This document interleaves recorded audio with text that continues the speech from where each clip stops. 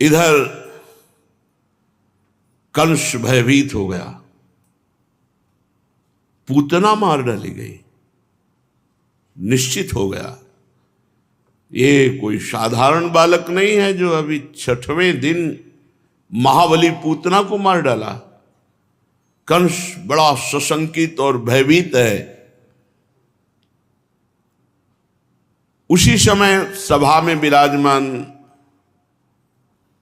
काकासुर, जो कौवे का रूप रख करके वज्र जैसी चोंच, वज्र जैसे पंजे, वो देवताओं को भी मार सकता है, इतना बलवान। काकासुर खड़ा हुआ और हंसते हुए कहा, महाराज एक बालक के लिए आप इतने चिंतित हो गए। कंस ने कहा, आज की घटना सुनी नहीं? वो बालक है, 6 कोस का शरीर धारण करने वाली महाबली पूतना को मार डाला, चिंता की बात नहीं है।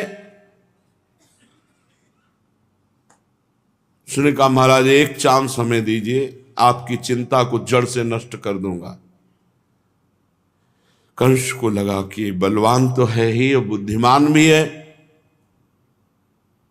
तो यार मेरे दोस्त, यदि तुम ऐसा कर सकते हो तो हमारी मित्रता और पक्की हो जाएगी। जाओ और नंदालय में जो अभी नवजात है प्रभु, अभी अभी नवीन कमल की तरह खिले, देखो कैसे बिघनाते हैं, उसे मार डालो। कंस से प्रेरित होकर वो कागसुर, जो कौवे का रूप रखता है, ब्रजमंडल में पहले, फिर नंद बाबा के भवन की तरफ, और छोटा काग का रूप रख करके आंगन में देखा कि पालने पर श्री कृष्ण शयन कर रहे हैं। शिष्य को देखते ही भयंकर क्रोधित हो गया। काला कौवे का रूप धारण किए हुए लोह की वज्र के समान उसकी चोंच और पंजे हैं। भगवान ने इसे मुट्ठी बांध ली सोते हुए, और उसने भगवान की मुट्ठी पर प्रहार करने के लिए टूट पड़ा। मैया अपनी सेवा में लगी है। देखो कैसे भगवान लीला करते, नहीं तो मैया तो बहुत डर जाती और मैया के ऊपर वो आक्रमण कर सकता था। तो मैया सेवा में गई, लाला पालने पे शयन कर रहे, शयन करते ही मुट्ठी बांध ली और उसने प्रहार किया। बाईं मुट्ठी पर चमकते हुए अपने नख, जो वज्र के समान हैं, प्रहार किया। भगवान ने जब बाईं मुट्ठी पर प्रहार किया तो दाएं हाथ से गला पकड़ लिया उसका। कंठ चापी बहुबार फिरायो, गही पटक्यो नृप पास पर्यो। वहीं से घुमा के मारा कि कंस के सामने मुंह भरा गिरा जाके। कंस ने देखा है काकासुर है, अभी तो सभा में कह के गया था कि अभी गए तुम चिंतित हो, अभी मैं मार के आता हूं। कंस के सामने गिरा, 1 पहर तक औषधियां पवाई गई, तब कुछ उसमें शुद्धि आई, फिर भी गला बहुत दर्द कर रहा था। उसने कहा, सुनहु कंस तब आई सरयो, धरि अवतार महाबल को, एक ही कर मेरो गर्व हर्यो। सुनहु कंस तब आई सरयो, सूरदास प्रभु कंस निकंदन, भक्त हेत अवतार धर्यो। धरि अवतार महाबल को, एक ही कर मेरो गर्व हर्यो। बड़ी कठिनाई से बोला क्योंकि गला दबाया था प्रभु ने। कंस ये कोई अवतार है, बालक नहीं, कोई महाबल का अवतार है। मैं एक ही हाथ से गला पकड़ करके मुझे फेंका है। उत्कच नाम का दैत्य खड़ा हुआ, हंसते हुए कहा, बड़े बल मदांध बनते हो और ताकत तुम में है नहीं। कंस, एक बार मैं चाहता हूं कि मुझे आदेश करो। ये उत्कच हिरणाक्ष का पुत्र है। चाक्षुष मनवंतर से पूर्व की बात है। एक दिन ये उत्कच लोमस ऋषि के आश्रम में जा पहुंचा। बड़ा सुंदर तपोवन देखकर उसे ईर्ष्या हुई कि ऋषि का ऐसा आश्रम। उसने बड़ा शरीर बनाया और पूरे आश्रम को उजाड़ना शुरू कर दिया। कोमल हृदय लोमस जी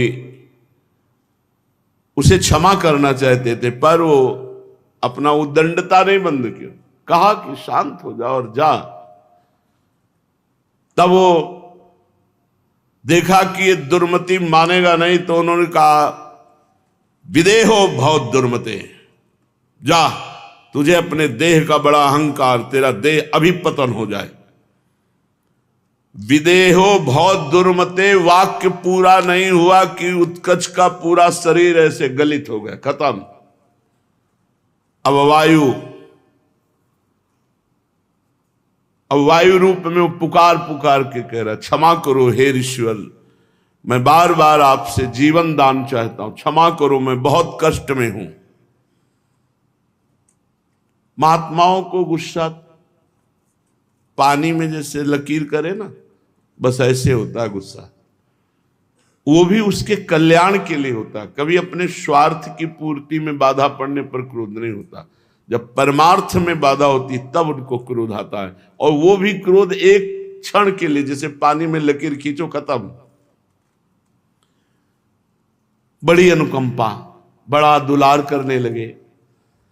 अच्छा, तुम्हें बहुत पीड़ा है, थोड़े दिन तो तुम्हें कष्ट भोगना पड़ेगा।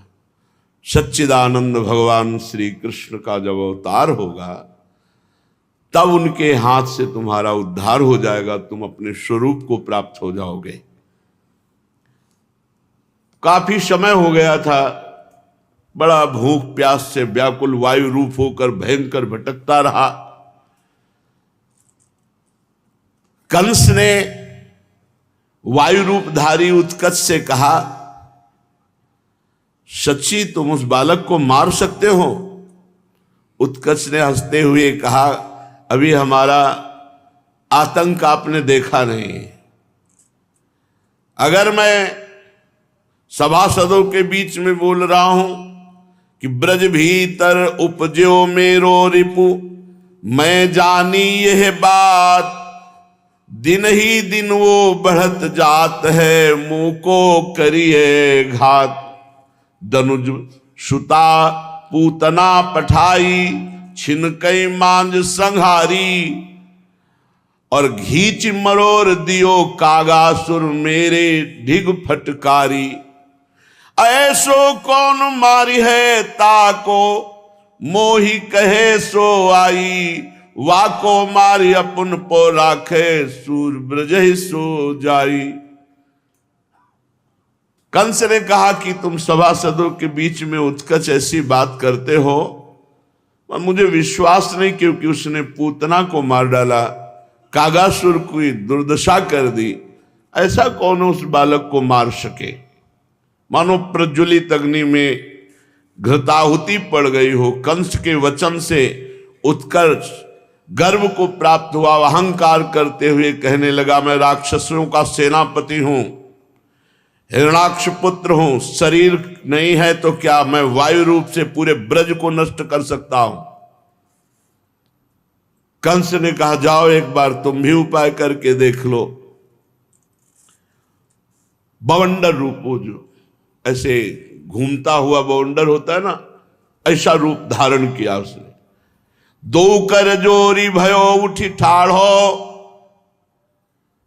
प्रभु आयस मैं पाऊं, ही आते जाए तुरंत ही मारो, कहो तो जीवित लाऊं। और कंस से कहा, तुम आनंदित रहो, कहो तो मार कर वहीं फेंक दे या जिंदा तुम्हारे सामने ले आवे। कंस ने भूरी भूरी प्रशंसा की, वाह वीर, जाओ उसको मार डालो। ब्रजेंद्र नंदन कि प्राण हरण का संकल्प करके वो भीषण दैत्य ब्रज की तरफ चला मथुरा से, और ब्रजेंद्र नंदन योगींद्र मुनिंद्र दुर्लभ चरणारविंद उनको मारने की, जो काल के भी महाकाल है। बीच बीच में घबराहट पैदा हो जाती कि पूतना को मार डाला, कागासुर की दुर्दशा कर दी, कहीं ऐसा तो नहीं कि मेरा शरीर तो लोमस जी ने ले लिया और जान ये ले ले। बीच बीच में घबरा जाता है, फिर रुक जाता है, फिर हिम्मत किया और बाबा के महल की सीमा पर आकर राउंड लगा रहा है। वो वैसे चलता ना, घूमता हुआ वायु चक्रवात, ऐसे मानो बाबा के महल की परिक्रमा कर रहा हो, चारों तरफ वो घूम रहा है। शरद और हेमंत की संधि का प्रभात है, चारों तरफ आनंद ही आनंद ब्रजमंडल में छाया हुआ है। ब्रजेंद्र गृहिणी यशोदा मैया आज रोज उत्सव हो रहा है, कभी नक्षत्र का उत्सव, कभी ये उत्सव, उत्सव स्वरूप ही वो उत्सव की व्यवस्था में लगी हैं। रोज ब्राह्मणों को बुलाना, अभिषेक कराना, दान देना, ब्राह्मणों को भोग पवाना, गौओं की पूजा करना, ब्रजवासियों को बुलाना, उनको पवाना, रोज उत्सव हो रहा है। रोहिणी जी के सहित वो सेवा में लगे हैं, पर धीरे से एक बार सेवा करते करते लाला का दर्शन कर लेते हैं। सुखपूर्वक लाला शयन कर रहा है। अगर जरा सा भी शंका हुई तो दौड़ करके पहुंच जाती है नजदीक, लाला को गोद में उठाती है, दुग्ध पान कराती है, फिर शयन करा देती है। प्रभु उठे, भोग लगा, श्रृंगार हुआ, फिर भोग लगा, फिर शयन हुआ, फिर उत्थापन, फिर भोग लगा, फिर श्रृंगार हुआ, फिर शयन। यही तो है, यही अष्टयाम सेवा कर रही है यशोदा मैया। रोहिणी जी यशोदा मैया सेवा में लगी हैं और धात्रियां दासियां भी उनकी आज्ञा का पालन कर रही हैं।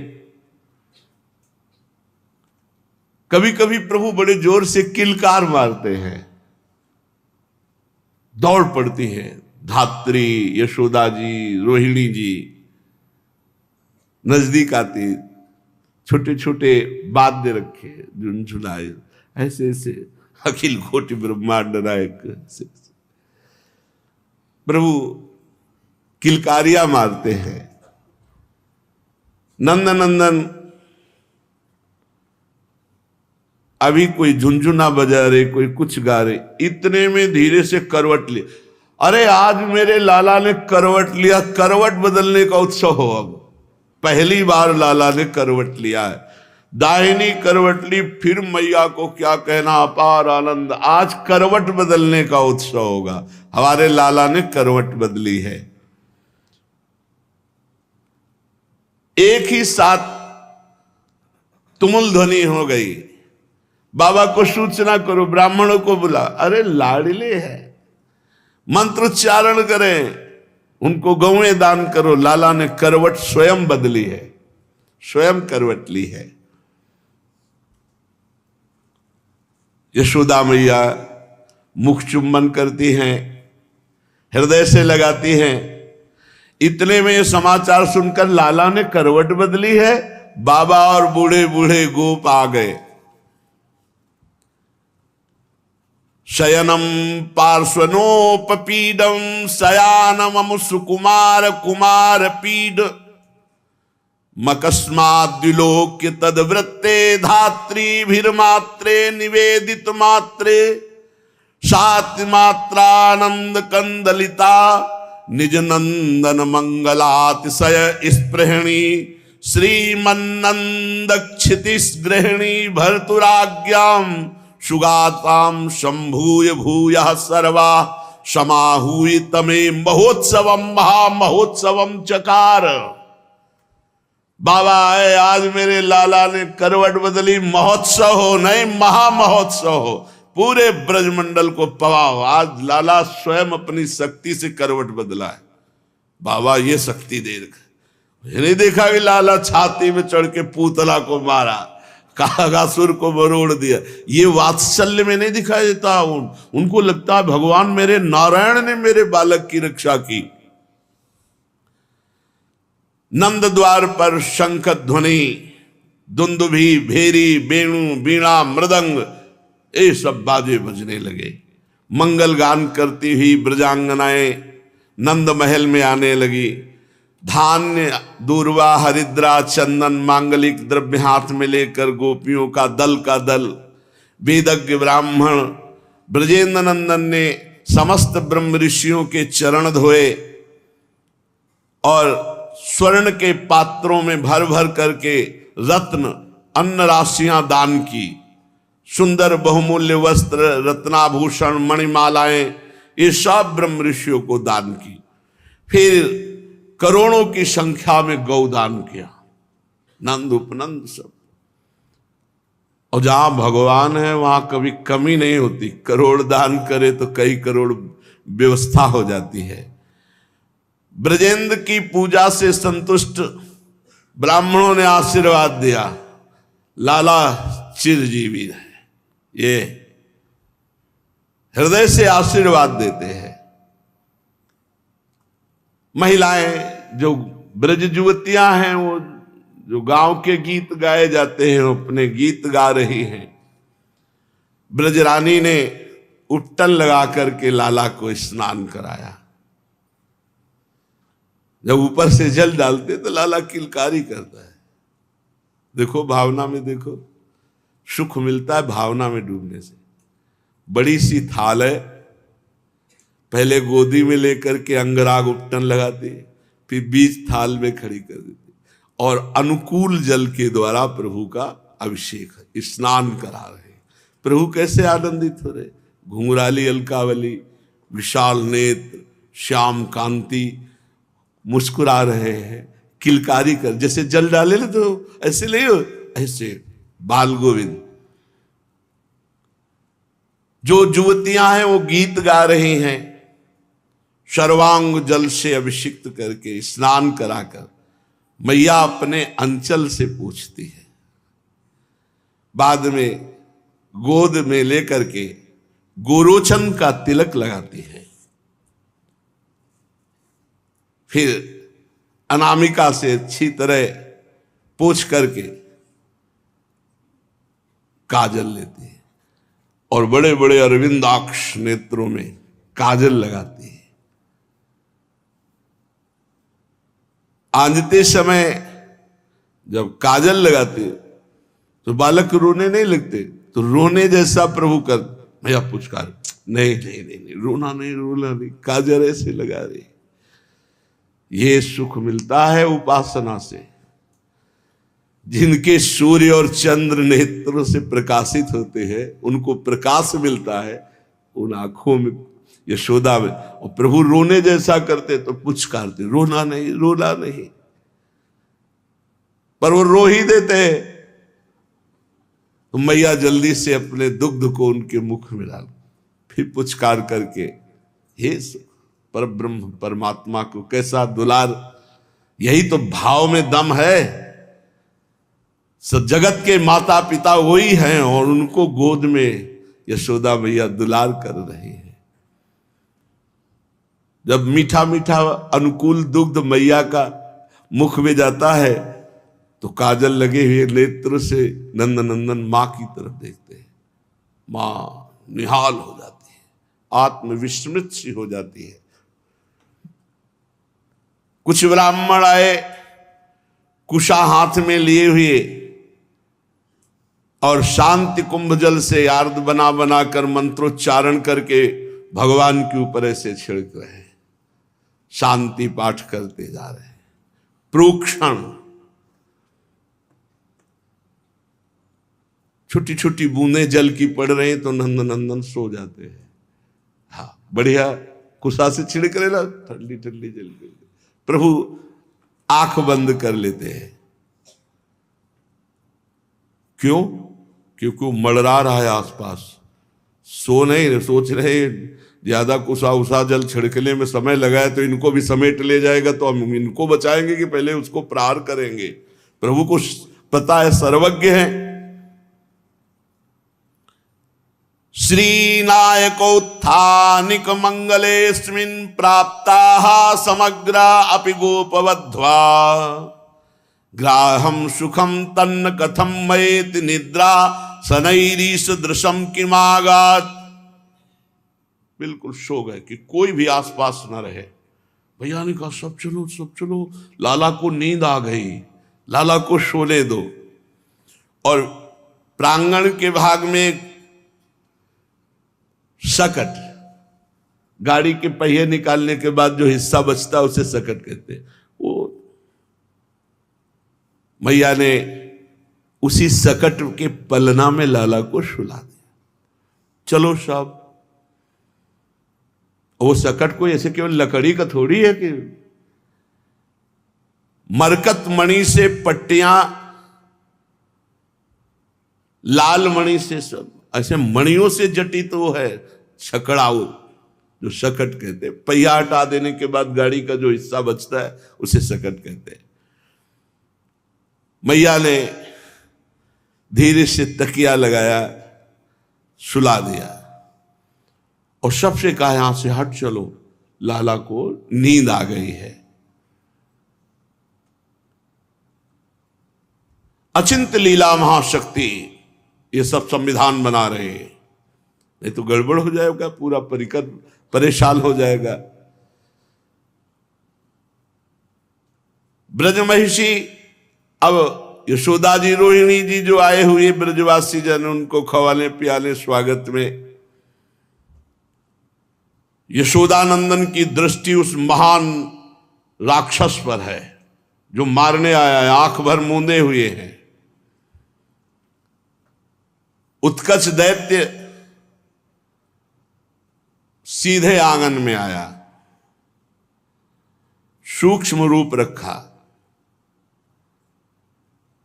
और अत्यंत आनंदित हुआ कि अब सकट के नीचे है, बस अपना भार बढ़ाना है, सकट पे रख के नीचे गिरेगा और बालक मर जाएगा। वायु रूप उत्कच उस सकट को अपना लक्ष्य बनाया जिसमें नीचे लालजू शयन कर रहे हैं। लालजू ने दृष्टि डाली, आओ बेटा, तुम्हारे बाप तो हम ही है, जगत के तो है ही, लेकिन तुम्हारे भी है, तुम कितनी चतुरता करोगे, हमें तुम बालक समझते हो। भगवान ने दृष्टि से देखा, कितने भाग्यशाली है जो दृष्टि बड़े बड़े ऋषि मुनि आराधना करके चाहते हैं, वो उसको सहज मिल रही है। भगवान ने एक अंगूठा मुंह में डाला और चूसने लगे, मानो उसको दिखा रहे हैं कि मैं जग रहा हूं, सो नहीं रहा हूं। वहां कोई आसपास नहीं। भगवान ने ऐसी लीला की, शयन की, कि सब चले गए थे।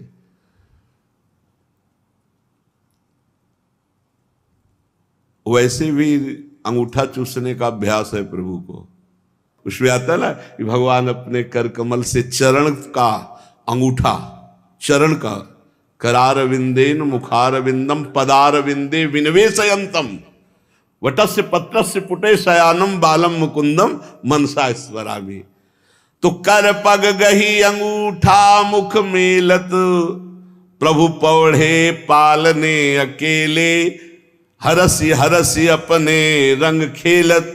अभी सोने की लीला करो, जब चले गए ना तो आनंदित हो। मान लो जैसे कोई पहलवान युद्ध करना हो तो थोड़ा अंग अपने, तो अपने अंग और अंगूठा पी रहा। जे चरणारविंद श्री भूषण उरते ने कुनटारती, देखो धोका रस चरणन में मुख मेलत कर आरती।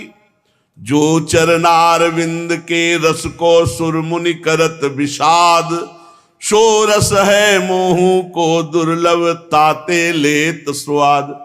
ये सब लोग हमारे चरणों की क्यों वंदना करते हैं? बड़े बड़े ऋषि मुनि चरणों का ध्यान करते हैं, तो क्या स्वाद चरणों में? तो भगवान चरण पकड़ के खुद अपने अंगूठा का स्वाद ले रहे हैं।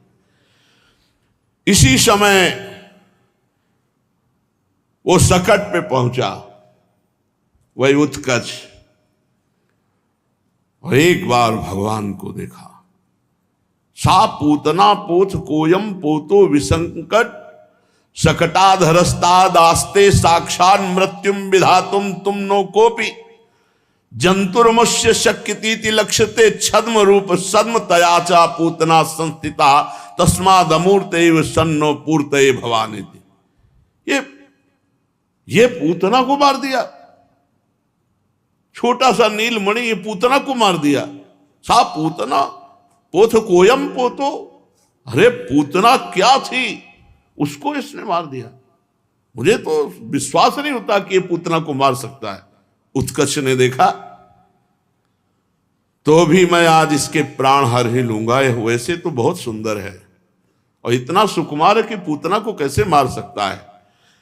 ऐसा निश्चय करके सकटे पर अपना जाकर बैठ गया और वजन बढ़ाने लगा। आसुरी माया का विस्तार, सकटा भारी वजन, और उसने जितना वजन लगाया पूरा अपनी आसुरी माया का कि नंदन इसी के नीचे पिस जाएंगे। और उत्कल को पता नहीं था कि अनंत ब्रह्मांड एक रोमकूप में धारण करते हैं, एक रोमकूप में दिखरावाते माता अद्भुरो प्रचंड रोम रोम प्रति लागे कोटि कोटि ब्रह्मांड ब्रह्मांड निकाया निर्मित माया रोम रोम प्रतिवेद कहे। क्या जाने हो असुर, भगवान को पीस डालने की इच्छा से पूरा भार रख दिया उस छकड़े के ऊपर। भगवान ने कहा कि तू धूर्तता यही दिखाने आया है हमारे घर में? किलकारी मारी चरण ऐसे, एक चरण ऐसे लगा दिया छकड़े पे। पालने से काफी दूर होगा छकड़ा। और छोटे से नंदन बामन बन के गए थे तो पहला पग ब्रह्मलोक गया था। ये है ये, वो पूरी ताकत लगा रहा है, छकड़ा टस से मस नहीं हो रहा। छोटे से नंदन का एक चरण केवल से पूरी ताकत लगा रहा है। सकटासुर वही उत्कच। उत्कच ने सोचा कि कहीं और गोपगण आ गए तो हमारी बात बिगड़ जाएगी। पूरा फिर संकल्प करके माया के द्वारा पूरा बल, लेकिन जितनी माया है उन सब मायापति तो भगवान है। कहां वात्सल्य रस से दुलार करने वाले बाबा और मैया के द्वारा पोषित लालजू ने योग माया की तरफ देखा कि बहुत उपद्रव कर रहा है ये। ब्रजेंद्र नंदन के वात्सल्य का आस्वादन, कहा मैं बालक हूं और ये उत्कच उपद्रव मचाने आया है।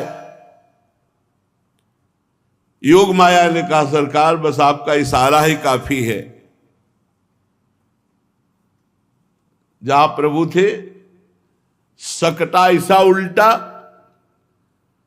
कि नीचे सकटासुर वही उत्कच, और योग माया ने अपना बल विस्तार किया, किचकिचा गए, वही मर गए।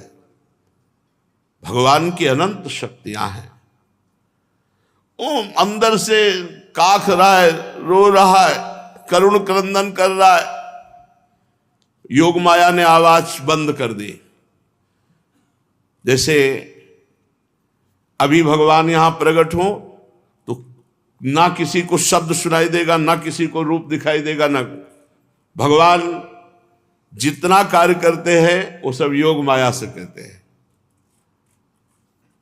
भगवान अगर योग माया तो एक एक को जिसको दर्शन देना होगा वही केवल देख सकता है, वही सुन सकता है भगवान क्या कह रहे, दूसरा नहीं। तो वहां आवाज बंद कर दी। योग माया मुपाश्रिता। गोप गोपांगनाएं इतना चीखा वो दैत्य छकड़े के नीचे, और योग माया का दबाव, पिसा चला जा रहा है, मार चीख रहा, लेकिन घर में किसी के कान में आवाज नहीं पड़ रही। योग माया ब्रजेंद्र नंदन के इशारे में चलने वाली है। दैत्य मर गया, लेकिन सकटे में स्पर्श लालजू का चरण, और सकटे में वो था, तो लालजू के चरण के स्पर्श मात्र से, छकड़े के स्पर्श मात्र से वो दिव्य रूप में आ गया। उसका आसुरी शरीर, वो तो मर गया। भगवान के अब योग माया इस समय किसी को आने नहीं दे रही। भगवान के सामने दिव्य रूप धारण करके चरणों में योग माया ने आदेश के तुरंत अंतर, यहां विनय और प्रार्थना का भी समय नहीं।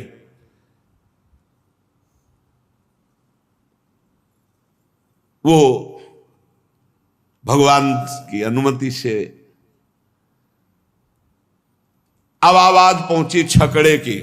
समझ रहे, छकड़ा गिरे हुए कितना समय हुआ, वो मरा, फिर वो हाथ जोड़कर प्रार्थना की, दिव्य रूप धारण किया, और जब चला गया तब छकड़े की आवाज पहुंची। खर खर कर कर कुछ गिरा ऐसा लगा, सब दौड़ पड़े। ब्रजेश्वर कुछ दूर पे, अरे ये तो कुछ भयानक गिरने की आवाज है। रोहिणी जी, यशोदा मैया चीख पड़े आंसू बहाते हुए, ये जिधर आवाज आ रही उधर तो छकड़ा था, छकड़े के नीचे लाला था, व्याकुल होकर भागी। यशोदा मैया ने भागकर जब देखा छकड़ा पलटा हुआ, मूर्छित हो गई, मेरे लाला का कुछ अनिष्ट हो गया। रोहिणी जी ने देखा कि छकड़ा अलग है, वो अलग अपने चरण चला के खूब किलकारी कर रहे, तो यशोदा जी से कहा, बहन नीलमणि सुरक्षित है, कुशल है। मैया को कुशल शब्द से चेतना आई, कितना प्यार है प्रभु से।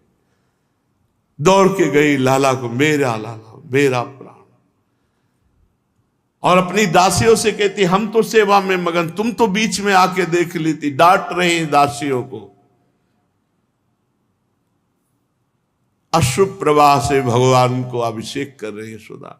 लाला अगर तुझे कुछ हो जाता तो मेरा क्या होता। खूब रो रहे। बालों में नवनीतस्य मृदुलस्त्रैमासिको श्यांतिके हा कष्टम सकटस्य भूमि पतनात् भंगोय अकस्मात्। नंद बाबा आदि बड़े बड़े बूढ़े ब्रजगोप सोच रहे, ये तो छोटा सा लाला और ये सकटा कैसे पलट गया, ये तो बहुत मजबूत रेशम की रस्सियों से बना हुआ, ये ऐसा कैसे हो सकता है। तच्छ्रुत्वापि न मे गतम यदि सुभिस्ते नास्मि ब्रजाधिका। और थोड़ा तो आवाज होती, एकदम कैसे पलट गया, रस्सी टूटती, कुछ थोड़ा आवाज होती, कैसा ये।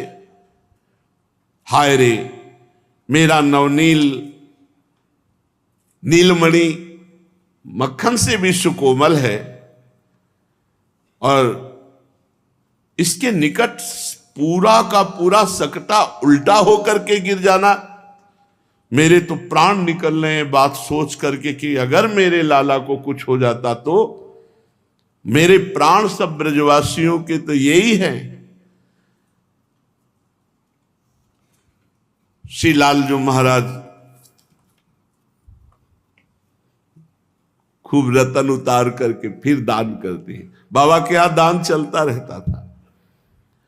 ब्रजरानी समस्त गोप और गोपियों के सामने कहती कि तुम सब आशीर्वाद दो, तुम्हारे आशीर्वाद से ही हमारे लाला को कुछ नहीं हुआ, नहीं इतना बड़ा सकटा पलट गया था, कुछ हो जाता। सब आशीर्वाद दो, हम गोद पसार कर आशीर्वाद मांगते हैं सब ब्रजवासियों से, ब्रज गोपों से, कि हमारे लाला को कभी कोई कष्ट ना हो।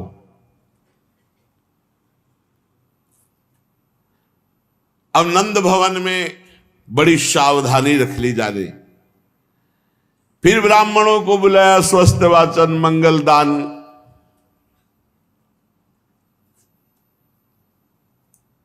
माता जी छाती से श्री लालजू को लगाए हुए हैं। इतने में कुछ गोप बालक भागते हुए आए और वो लालजू से, उनके नित्य सखा है, लालजू से कुछ बात कर रहे हैं तोतली बाड़ी में। मामा मम पापार्षतः सूर्यताम या यदा चा चा चा चरण मुमुत्था पितवानयाम ता ता ता तदा ते तेन स्पृष्ट मात्रो डी डी डी डी दीन इवोद वृता सोयम स स सकटा।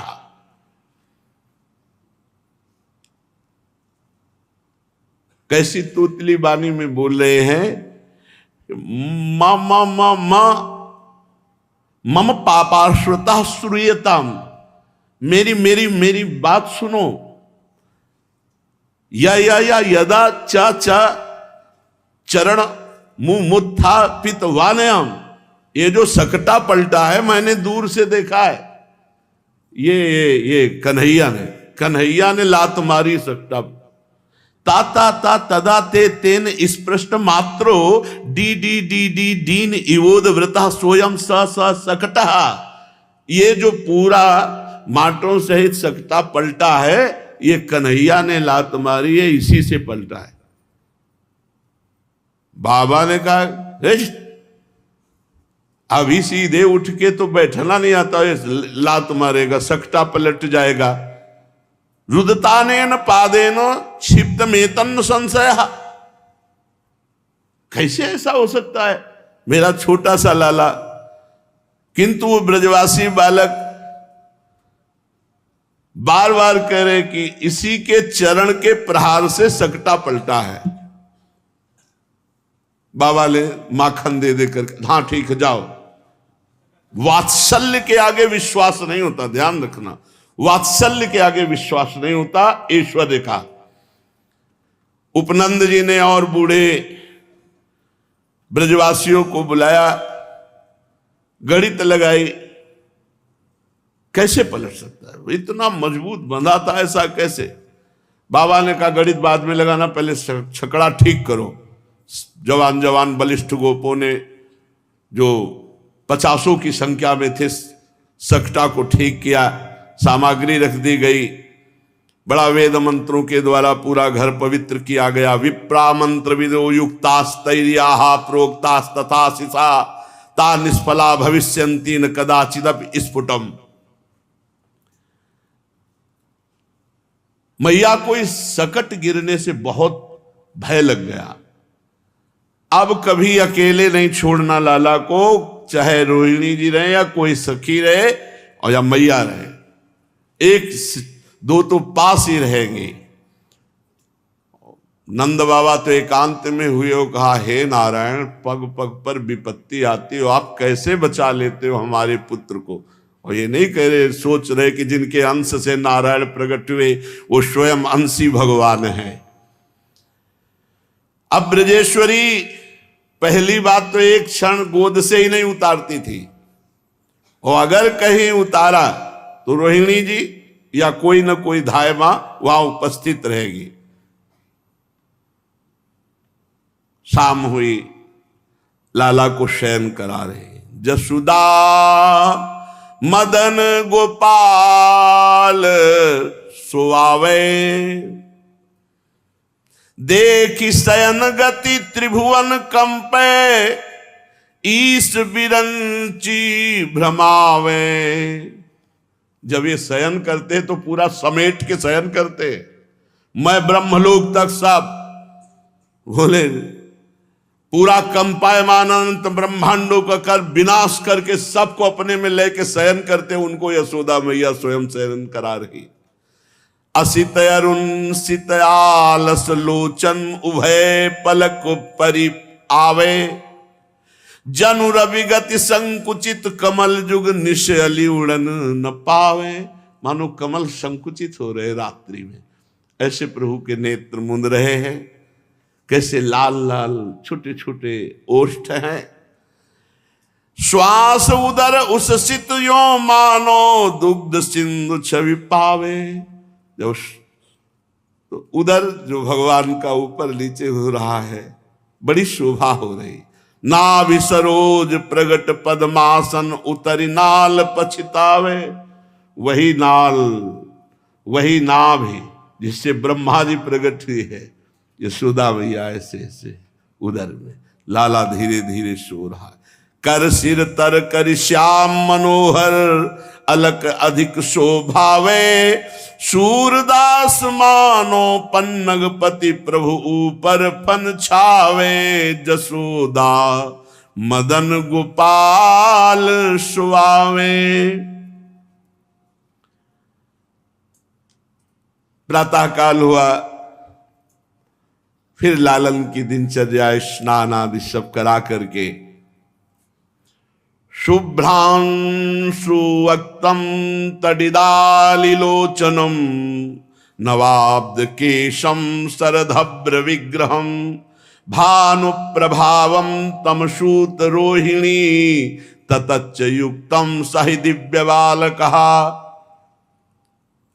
रोहिणी के लाला बलराम जी कैसे एकदम गोरे। आज सुंदर मैया श्रृंगार करके आंखों में अंजन लगाकर सिर पर केश सवार करके और श्याम वर्ण के वस्त्र धारण करा है। बलराम जी अधिकतर पसंद करते श्याम वर्ण प्रभु के श्रीअंग का, गोरे हैं। बस प्रियालाल जैसी जोड़ी है, एक गोरा एक सांवला।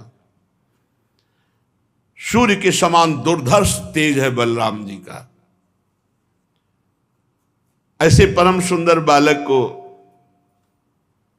और इधर यशोदा मैया ने श्याम सुंदर का श्रृंगार किया। बलराम जी बड़े हैं,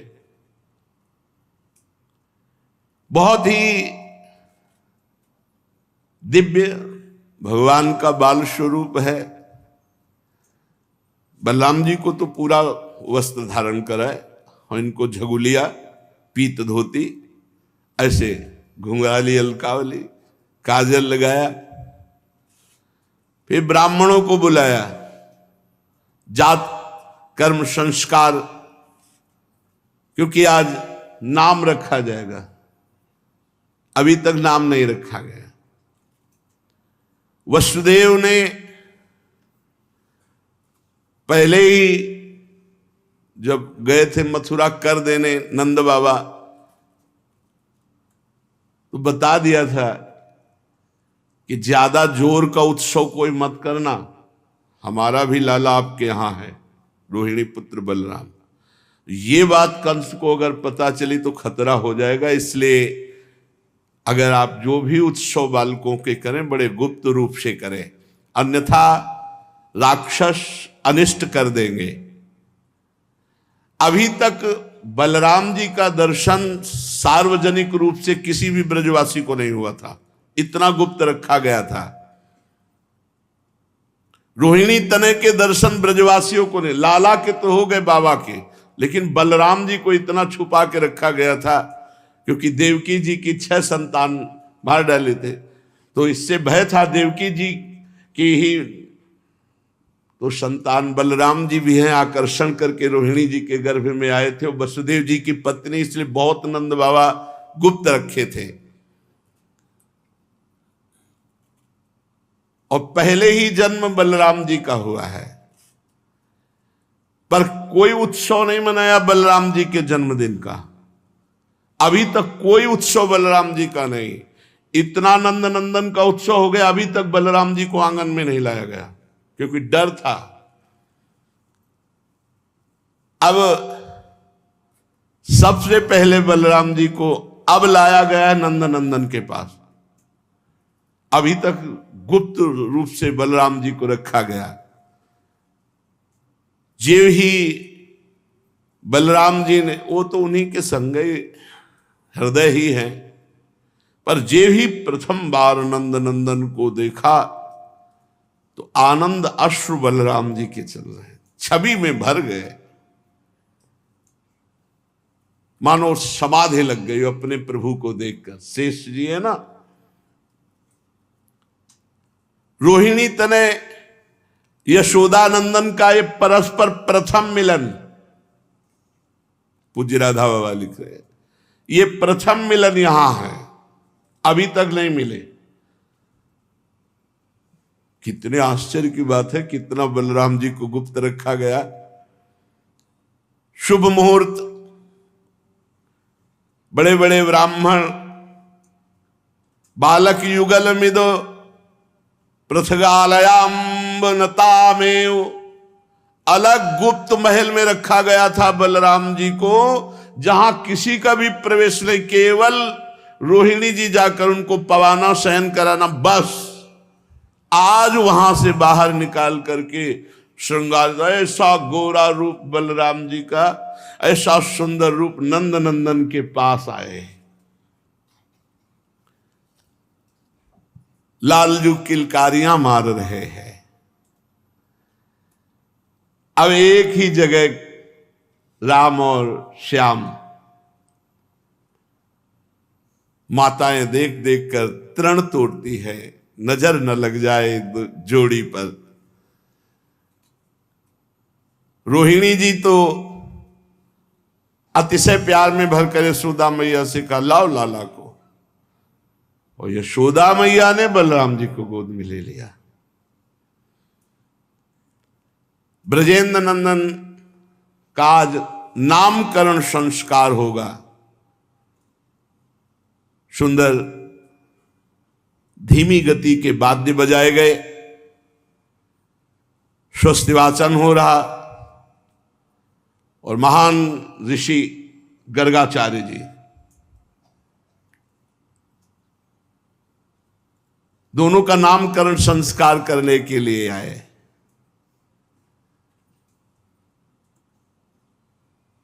कहा कि देखो,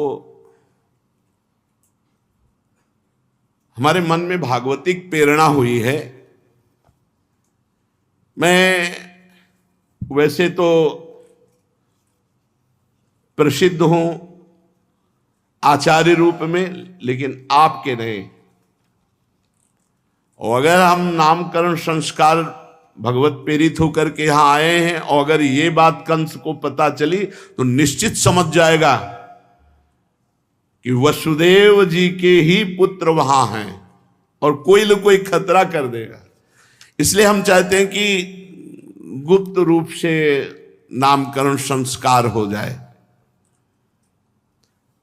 यदुवंशियों का कुल पुरोहित हूं, पर करना मुझे नामकरण संस्कार, और सही बताए तो वसुदेव जी ने ही मुझे भेजा है।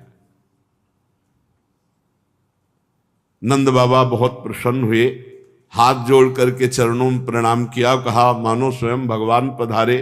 गर्गाचार्य जी आप विराजिए, उनके चरण धोए, आरती पूजा की, बड़ा अभिनंदन किया, और कहा भगवान संत तो पूर्ण काम होते हैं, वो तो हम जैसे गृहस्थों को पावन करने के लिए पधारते हैं। आप जैसे महात्माओं का हमारे जैसे गृहस्थों के घर आ जाना परम कल्याण का स्वरूप है। हम तो घरों में इतने उलझ गए हैं कि हमारा चित्त जो है भगवान, या देखो कैसी दैन्यता, भगवान आंगन में खेल रहे। हमें लगता है कि हमारे कल्याण के लिए भगवान नारायण ने आप जैसे महापुरुष को भेजा है। प्रभु आप जैसे संत इंद्रिय और बुद्धि की सीमा के बाहर के हैं, हम पहचान नहीं सकते, लेकिन आप सब त्रिकालज्ञ महापुरुष हैं, ज्योतिष शास्त्र के ज्ञाता हैं, ब्रह्मवेताओं में श्रेष्ठ है, आज्ञा कीजिए। उन्होंने कहा कि मैं यदुवंशियों के आचार्य के रूप में जगत में प्रसिद्ध हूं, यदि मैं प्रगट उत्सव रूप करके तुम्हारे पुत्रों का नाम रखूंगा तो कंस पक्का समझ जाएगा। कंस की बुद्धि बुरी है, वो पाप सोचा करते हो। वसुदेव जी के साथ तुम्हारी घनिष्ठ मित्रता है, और जब से उसने सुना देवकी की कन्या, तो उसने निश्चय कर लिया कि देवकी की कन्या नहीं हो सकती, आकाशवाणी थी 8वां पुत्र होगा जरूर। कुछ अगर उसको पता लग गया तो फिर अनिष्ट हो सकता है। तुम्हारे पुत्र का संस्कार कर दूं और तुम्हारा पुत्र को वसुदेव का लड़का मानकर कुछ अनिष्ट करे, इसलिए वो आया हूं करने नामकरण संस्कार, पर गुप्त रूप से करूंगा। नंद बाबा ने कहा आचार्य गौशाला में चलते हैं, महल में तो आना जाना सबका लगा रहता है, गौशाला में एकदम एकांत बंद करके वो चुपचाप फिर नामकरण संस्कार, सिर्फ हम आप और बालक। गर्गाचार्य जी ने कहा यह बात ठीक है। आए ही थे संस्कार करने भगवत प्रेरणा से। जब नंद बाबा ने ऐसी प्रार्थना की तो एकांत में गुप्त रूप से गौशाला में भगवान का नामकरण संस्कार हो रहा है। गर्गाचार्य जी ने यशोदा मैया की तरफ देखा। आपको पहले बताया कि अत्यंत दुलार में बलराम जी को यशोदा मैया ने ले लिया और रोहिणी जी ने श्याम जी को ले लिया, और ऐसे ही गौशाला में बैठ गई। तो यशोदा जी की तरफ देख कहते ये रोहिणी का पुत्र है, त्रिकालज्ञ महापुरुष है, ये रोहिणी का पुत्र है और ये सारे जगत को आनंद देने वाला होगा, इसलिए इसका नाम होगा राम। और ये अपार बल की, असीम बल की मूर्ति है, इसलिए इसका नाम होगा बल, और दोनों मिला के नाम होगा बलराम। और ये यदुवंशियों में और तुम लोगों में कभी भेदभाव नहीं करेगा, इसलिए इसका एक नाम होगा संकर्षण। ये सबको खींचता है अपनी तरफ। और ये रोहिणी की गोद में जो सांवला सांवला है ना, इसकी तो क्या महिमा कहूं, ये तो प्रत्येक युग में जन्म लेता है। ये पीछे बहुत रक्तपीत आदि विभिन्न रंग स्वीकार करके अवतार ले चुका है। अब की बार ये श्याम वर्ण हुआ, इसलिए इसका नाम होगा कृष्ण। गर्गाचार्य जी ने कृष्ण नाम, नामकरण संस्कार में कृष्ण नाम, वैसे तो भगवान के अनंत नाम है। नंद जी ये तुम्हारा पुत्र पहले कभी वसुदेव जी के यहां भी प्रकट हुआ था। इस रहस्य को जानने वाले इसका नाम श्रीमान वासुदेव। तुम्हारे पुत्र के इतने नाम है कि हम रात दिन अगर उच्चारण करें तो भी पार नहीं पा सकते। अनंत नाम, अनंत गुण, अनंत कर्म। उन नामों को, उन गुणों को, उन प्रभाव को तो मैं जानता हूं, लेकिन संसार के सब प्राणी नहीं जानते। गर्गाचार्य जी ने कहा यह परम कल्याण स्वरूप है जो रोहिणी की गोद में है, सांवला सांवला, ये कृष्ण, ये श्रीमान वासुदेव, ये परम कल्याण स्वरूप है। ये तुम्हारा परम कल्याण करने के लिए प्रकट हुआ है। समस्त गोप और गौओं को ये बहुत आनंदित करेगा। इसकी सहायता से तुम लोग बड़ी बड़ी विपत्तियों से सुगमता पूर्वक पार हो जाओगे। ब्रजराज ये पहले भी युगों में प्रकट हुआ है। पृथ्वी में एक बार कोई राजा नहीं थे, डाकू चोर बढ़ गए थे, तो इसी ने सज्जन पुरुषों की रक्षा करने के लिए, दुष्टों का संहार करने के लिए अवतार धारण किया था। ये नहीं बताया कि कौन सा रूप। भगवान श्री राम, क्योंकि त्रेता में रामावतार और द्वापर में कृष्ण, तो पीछे युग में राक्षस बढ़ गए थे, तो उन राक्षसों का नाश करने के लिए इसने अवतार धारण किया था। नंद तुम्हें कैसे बताए ये जो रोहिणी की गोद में सांवला सलोना है ना, इस संपत्ति सौंदर्य कीर्ति में ये साक्षात भगवान नारायण के समान है। तुम बड़े भाग्यशाली हो, बड़ी तत्परता से इसकी सेवा में रहना। नंद बाबा को भली भांत समझाकर गर्गाचार्य जी गुप्त रूप से नामकरण संस्कार करके अपने आश्रम को लौट गए। नंद बाबा को बड़ा आश्चर्य हुआ कि गर्गाचार्य जी कह रहे पहले युगों में अवतार लिया, ये भगवान नारायण के समान। रोने लगे कि ये तो सब मेरे नारायण की कृपा। ये बिल्कुल नहीं आता बाबा के हृदय में कि भगवान है। यही है वात्सल्य। मेरा लाला ये तो नारायण की कृपा है जो मेरा ऐसा सद्गुण संपन्न पुत्र हुआ। अब एक दिन मैया लाला को गोद में लेकर के बहुत पुचकार करके दुग्ध पान करा रही थी। लाला पीते चले जा रहे थे और मैया पिलाती चली जा रही थी वात्सल्य में भरकर। मैया के मन में आया कि ये इतना दूध पी रहा है तो कहीं अपच ना हो जाए। एक दार्भकमादाय स्वांकमारोप्य भामिनी प्रश्नुतम पाययामास स्तनम स्नेह परिप्लुता पीत प्रायस्य जननी सा तस्य रुचिरस्मितम मुखम लालयति राजन जम्भतो दृदशे दृशम इदम। दूध पिला, छोटी सी तोंद इतना दूध पी गया। तो लाला की तरफ देख के कि इतना दूध पीने पर अपच नहीं होगा तुझे, और ऐसे तोंद में ऐसे पेट में ऐसे। तो लाला मुस्कुराया, अगा जोई आ किया खम रोदसी ज्योतिरनी कमासा शूरेन्द्रुवन्हि श्वसनाम्बुधिश्च द्वीपान्नगास्तद्दुहित्रर्वनानि भूतानि यानि स्थिर जंगमानि। आकाश पृथ्वी ग्रह नक्षत्र तारे पूरा चराचर जगत भगवान के मुंह में। मानो भगवान दिखा रहे मैया ये दूध मैं अकेले नहीं पी रहा, पूरे ब्रह्मांड को यहां से सप्लाई हो रही, पूरे ब्रह्मांड को जा रहा है ये दूध। पूरा ब्रह्मांड प्रफुल्लित हो रहा है, आनंदित हो रहा है, पुष्ट हो रहा है। मां मेरे उदर में अनंत ब्रह्मांड वास करते हैं। आकाश अंतरिक्ष ज्योतिर्मंडल दिशाएं सूर्य चंद्रमा अग्नि वायु समुद्र द्वीप पर्वत नदियां वन समस्त चराचर प्राणी मैया ने लाला के मुख में देखा। बार बार नेत्र करती है, मेरे लाला के मुख में पूरा संसार कहां से आ गया। सावीक्ष विश्वम सहसा राजन संजात वे पशु पसीना पसीना हो गई मैया। वात्सल्य ने ऐश्वर्य को डांट लगाए, यहां तेरा काम नहीं है। तत्काल वो दृश्य गायब हुआ। फिर वात्सल्य उमड़ा। मैया ने कहा मेरा लाला, ये मेरी निगुड़ी आंखों में ही कुछ हो गया, पता नहीं दुनिया दिखाई देती लाला के मुंह में। और फिर देखा तो लाला मुस्कुरा रहा है। लाला को छाती से लगाया। एक दिन लाला को बहुत प्यार से गोद में बैठाले हुए मां दुलार कर रही थी।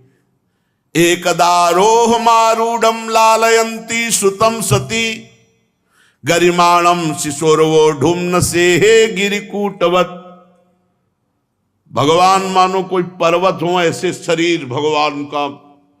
यशोदा मैया की टांगें दर्द करने लगी, कितना तगड़ा हो गया है, इतना पीड़ा कैसे हो सकती।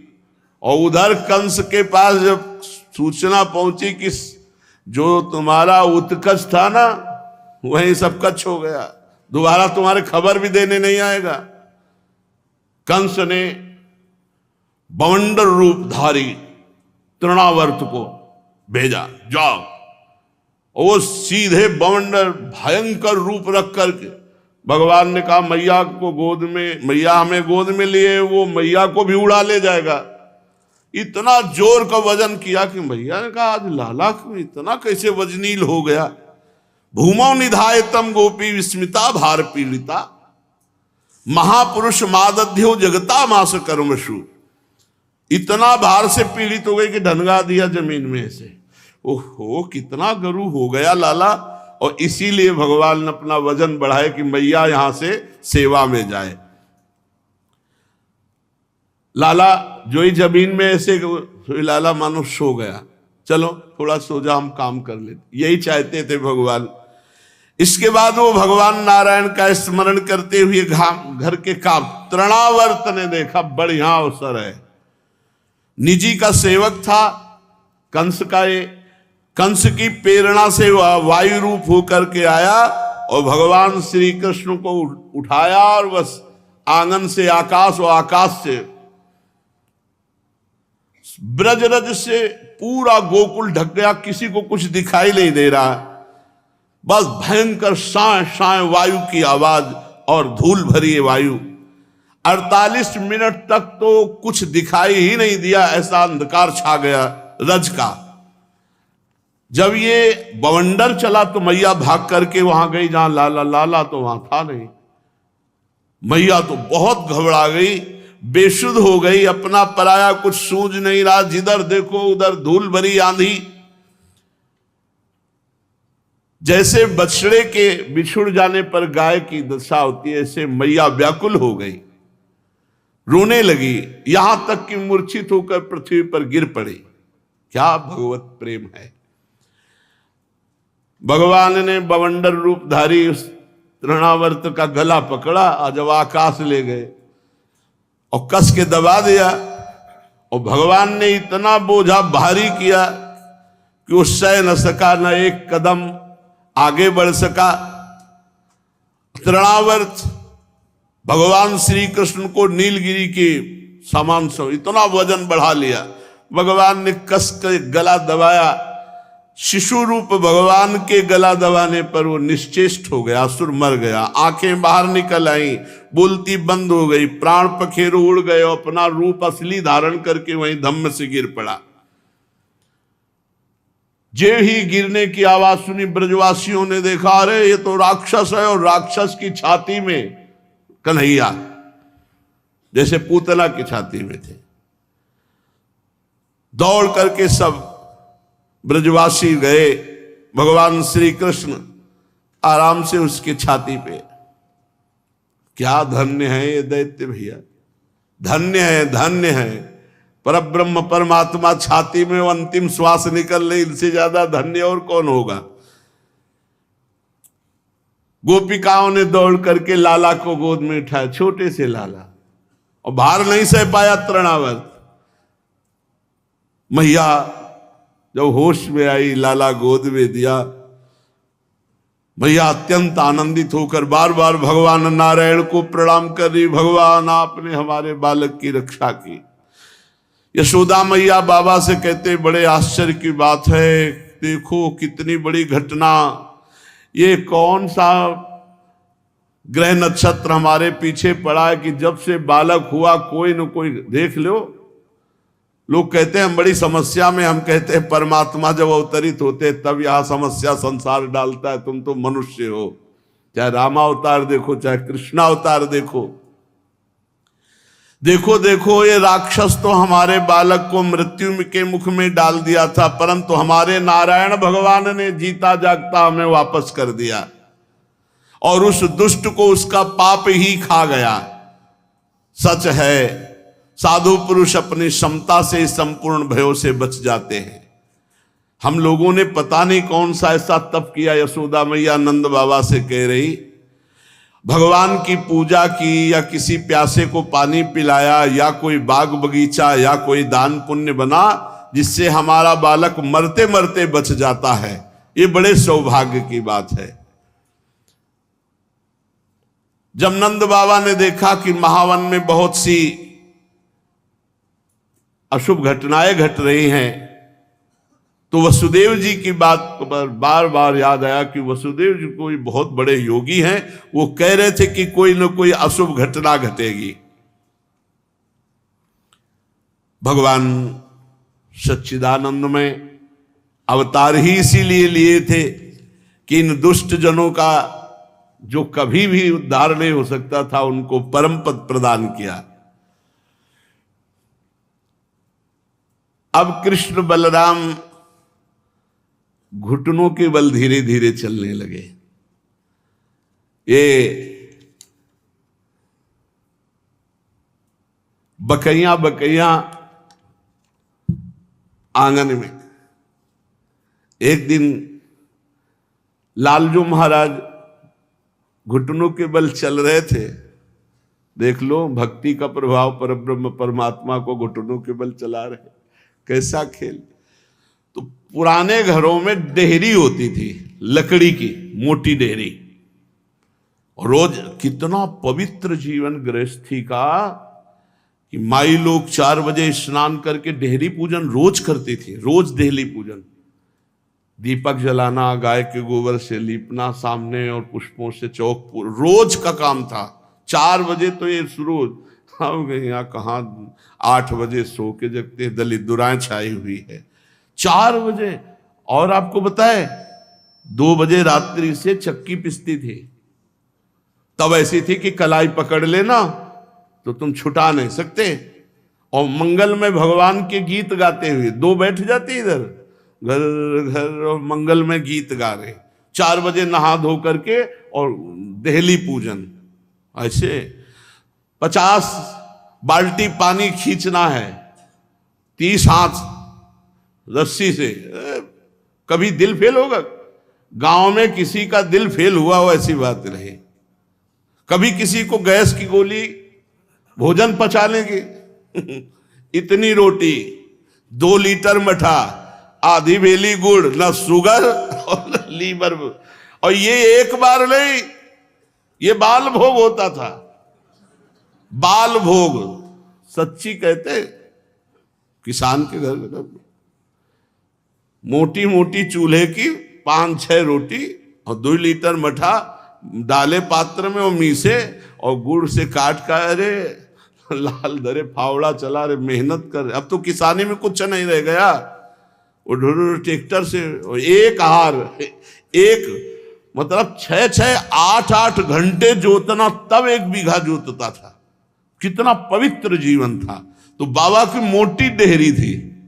अब लाला घुटनों के बल चला और ऐसे डेहरी के सहारे, और डेहरी में जो चढ़े तो पेट तो डेहरी में रख गया, पीछे से चरण उठ गए और आगे से हाथ पहुंचे नहीं तो बीच में टंग गए ना। अब रोने लगे तो देवर्षि नारद जी बीड़ा बजाते हुए पहुंच, देखा प्रभु रो रहे हैं, ना तो आगे हाथ जा रहा ना पीछे पैर जा रहा है, क्योंकि बीच में टंग गए मोटी डेहरी नंद बाबा की। आसपास देखा, साष्टांग दंडोत में बोले प्रभु हटा दें आपको? अरे बोले चलो ये तुम्हारे लिए नहीं है, ये मैया के लिए है, चुपचाप खड़े रहो। दूर जाके वहीं दूर जाके नारद जी खड़े, रोना सुन, मैया रोना सुनकर भागती हुई आई, अरे मेरे लाला दासियों को डांटा देख।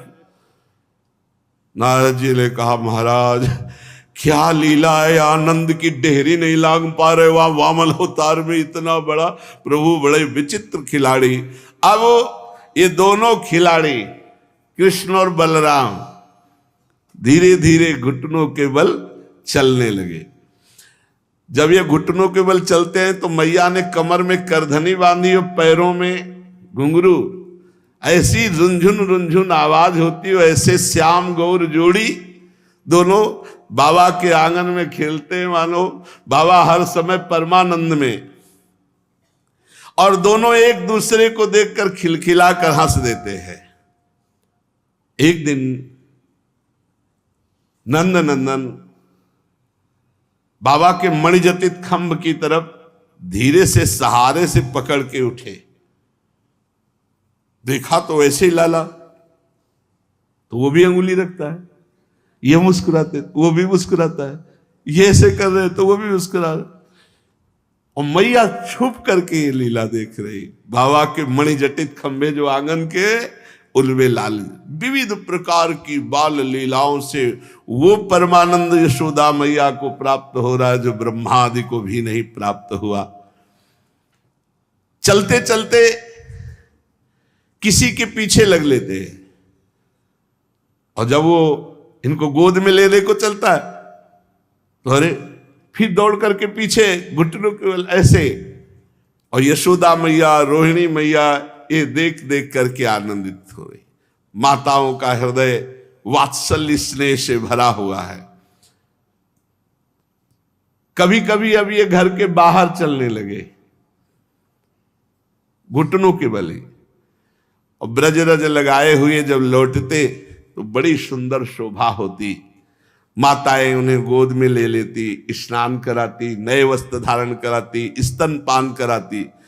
जब ये दूध पीते ना तो बीच बीच में ऐसे मुस्कुरा देते, मंद मंद मुस्कुराहट, और दूध के दांत छोटे छोटे। क्या अद्भुत शोभा! मैया आनंद के समुद्र में डूब जाती। बलराम और श्याम अब धीरे धीरे खड़े होकर चलने लगे। अब ये ब्रज के गलियों में भीड़ लग जाती गोपियों की। श्याम बलराम आए, दौड़ दौड़ करके सब इनकी शोभा को देखती। ये बड़े खिलाड़ी,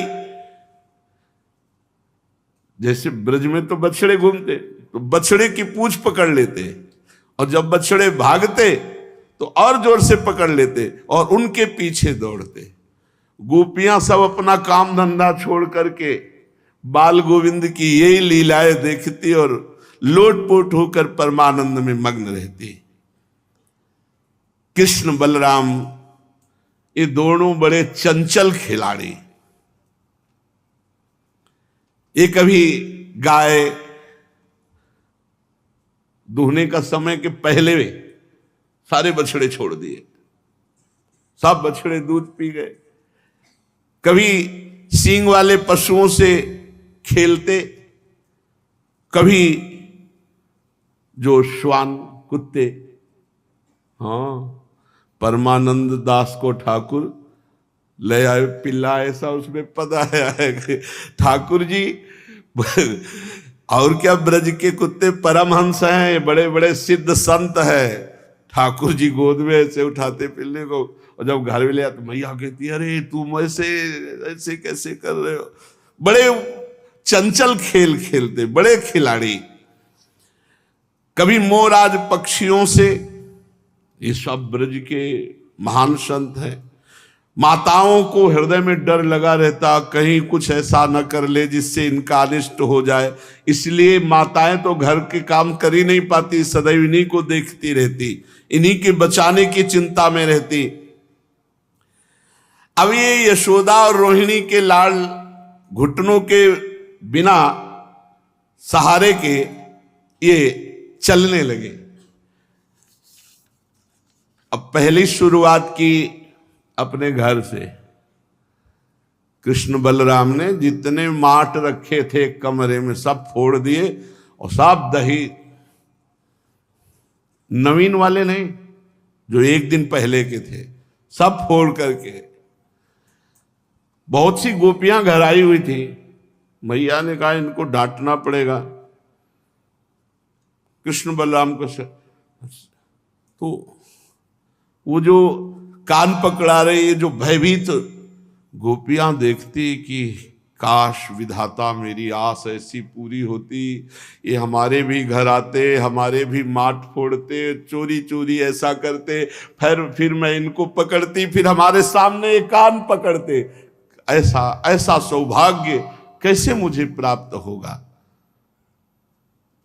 अंतर की बात ठाकुर जी अपने प्रेमी जनों की सुनते। ये जो माखन चोरी लीला है, इसको ये मत समझो बाबा के यहां कुंडों में थे दही दूध, लाला दिन भर डुबकी लगाए फिर भी पा न पावे ऐसे दूध दही माखन के थे।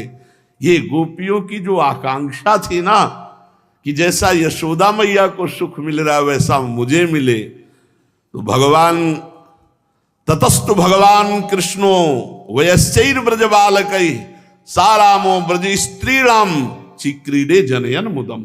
उनको आनंद देने के लिए सखा मंडली, भगवान के अष्ट नित्य सखा, जो अष्ट सखा है ये सब, और भी ब्रजवासी और ब्रज के बंदर। जिस घर में जाना होता ना, पहले से ब्रज के बंदर दूर से देखते हो, जहां नंदन नंदन घुसे सब खिड़कियों में लग जाते, क्योंकि पता है अभी माखन बाहर पवाया जाएगा। प्रभु अब घर घर ब्रजवासियों को सुख देने लगे। श्री चरणों में नूपुर बंधे, रुंझुन रुंझुन करके नंद नंदन और श्याम और उनके सखा और गोपी माट व्यवस्था सब करके छुप जाती थी, और पूरी लीला देखने के बाद फिर हम पकड़ेंगे। शेष चर्चा आगे। श्री राधा वल्लभ लाल की।